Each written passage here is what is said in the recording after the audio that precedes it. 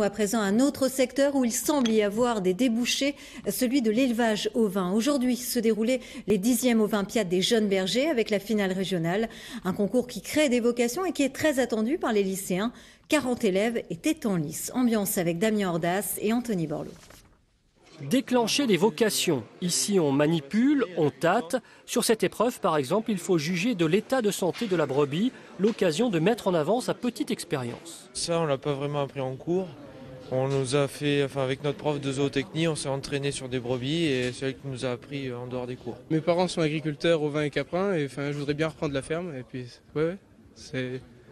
c'est comment dire, une expérience à faire ce concours. Même si on ne gagne pas, tout ça, c'est l'expérience à vivre et puis voilà. Dans le jury, Frédéric Motte. Cet éleveur creusois est le premier vainqueur des Olympiades nationales de 2005. Même s'il y a l'enthousiasme quand on est jeune, il n'oublie pas qu'il faut aussi faire preuve de patience.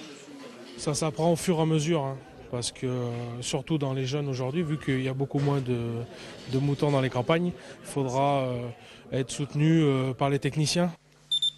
S'appuyer sur les conseils de spécialistes, mais également sur la nouvelle technologie.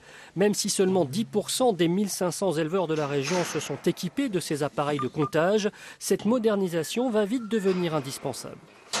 Lorsqu'on fait la lecture d'un numéro d'animal, on est sûr que c'est le bon. Et donc ce qu'amène l'électronique en élevage ovin, c'est ça, c'est qu'on relève les bons numéros et on ne perd pas de temps avec des erreurs. Ces Olympiades ont donc pour but d'inciter ces jeunes à se lancer dans l'aventure, d'autant que le contexte actuel est plutôt favorable. Actuellement, je vais dire que tous les feux sont ouverts pratiquement, parce que donc on a un prix favorable. On a eu la renégociation des primes là, avec la nouvelle PAC où c'est favorable aussi. Et le challenge, c'est d'installer des jeunes, quoi. Le challenge est alors de taille, sachant que 50% des éleveurs vont partir à la retraite dans les 10 années à venir. Parlons